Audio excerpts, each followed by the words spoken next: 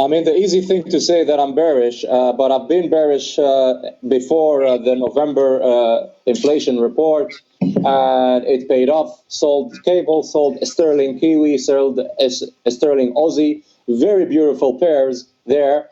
And I'm always very cautious when I am sticking with the view, and a lot of people are agreeing, and it's been going right. I'm afraid they may change, but I think in June or July we may have an AU referendum. I think they may vote this summer, next summer. I think there is three reasons why I think the sterling is going to go down. Number one is the fiscal, is the forced austerity. That's number one.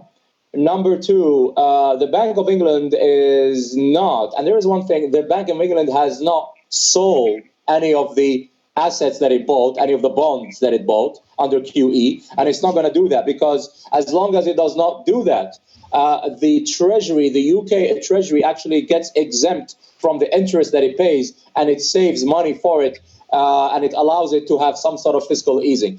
It's a bit of a complicated thing, but that's one of the things. Number three,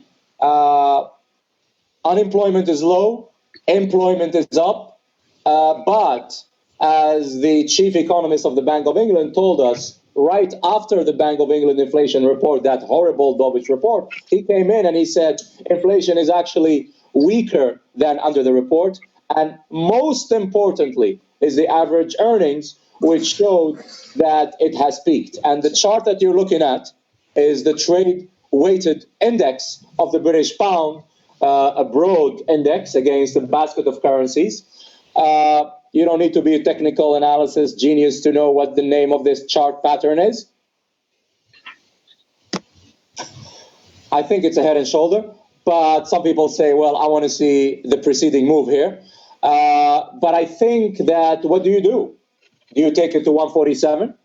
We were targeting 147. We got out at 148. It was a short at 151. But I think there is more opportunity at sterling Kiwi, sterling yen, and sterling Aussie. And those are the charts that we show the subscribers.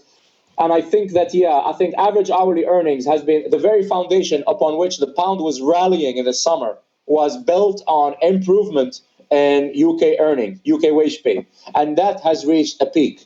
Ex-bonus is below 3%, and including Bonex is just below 3%. I think it's going to weaken. And the money that has been coming, the Russian money, the Chinese money, a lot of that money is not as flowing as much as it used to.